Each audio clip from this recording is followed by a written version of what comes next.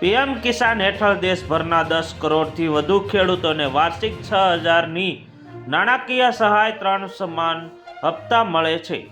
અગાઉ એવી અપેક્ષા હતી કે 2000નો 21મો હપ્તો દિવાળી પહેલા જ જમા થશે, પરંતુ હવે વિવિધ અહેવાલો સૂચવે છે કે સરકાર આ હપ્તો નવેમ્બર પહેલા અઠવાડિયામાં જારી કરી શકે છે। કેન્દ્રીય કૃષિ મંત્રી શિવરાજસિંહ ચૌહાણ તાજેતરમાં જાહેરાત કરી હતી કે આગામી હપ્તો પાત્ર ખેડૂતોના ખાતામાં ટૂંક સમયમાં જમા કરવામાં આવશે।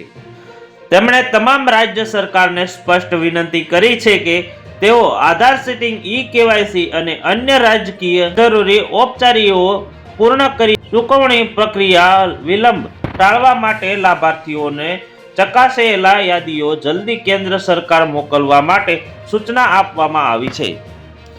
તાજેતરમાં જમ્મુ અને કાશ્મીરની મુલાકાત દરમિયાન મંત્રી ચૌહાણે કહ્યું હતું કે સરહદી વિસ્તારોમાં જમીન માલિકી રેકોર્ડ અધૂરા હોય તેવા ખેડૂતોના નામ ચકાસણી બાદ સબમિટ કરવાથી તેમને પણ યોજનાનો લાભ મળી શકે છે।